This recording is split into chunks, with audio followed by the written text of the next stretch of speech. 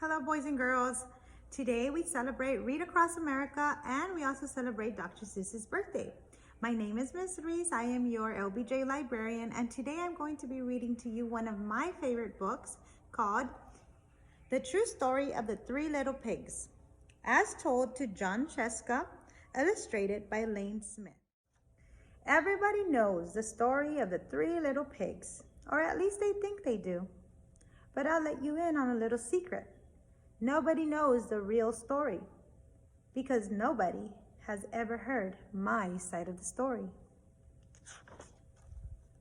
I'm the wolf, Alexander T. Wolf. You can call me Al.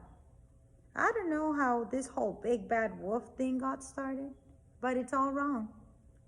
Maybe it's because of our diet. Hey, it's not my fault wolves eat cute little animals like bunnies and sheep and pigs.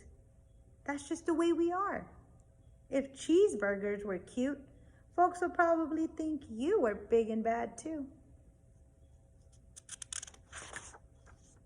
But like I was saying, the whole big bad wolf thing is all wrong. The real story is about a sneeze and a cup of sugar. This is the real story. Way back in Once Upon a Time, I was making a birthday cake for my dear old granny. I had a terrible sneezing cold. I ran out of sugar. So I walked down the street to ask my neighbor for a cup of sugar. Now this neighbor was a pig, and he wasn't too bright either.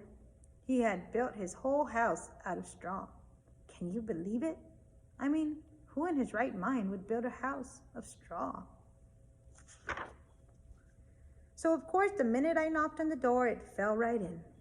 I didn't want to just walk into someone else's house, so I called, little pig, are you in?" No answer.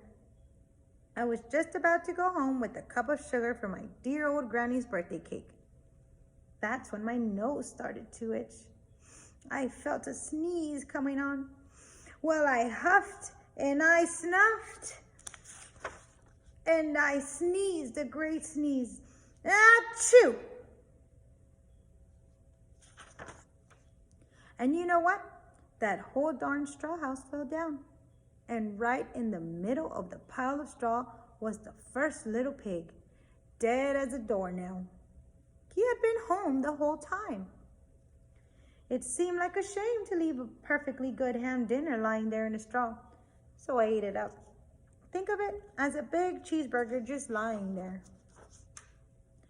I was feeling a little better, but I still didn't have my cup of sugar. So I went to the next neighbor's house. This neighbor was the first little pig's brother. He was a little smarter, but not that much. He had built his house of sticks. I rang the bell on the stick house. Nobody answered. I called, Mr. Pig, are you in?" He yelled back, "Go away, wolf. You can't come in. I'm shaving the hairs on my chinny chin. I had just grabbed the doorknob when I felt another sneeze coming on. I huffed and I snuffed and I tried to cover my mouth, but I sneezed a great sneeze. Achoo! And you're not going to believe it, but this guy's house fell down just like his brother's. When the dust cleared, there was the second little pig, dead as a doornail, wolf's honor.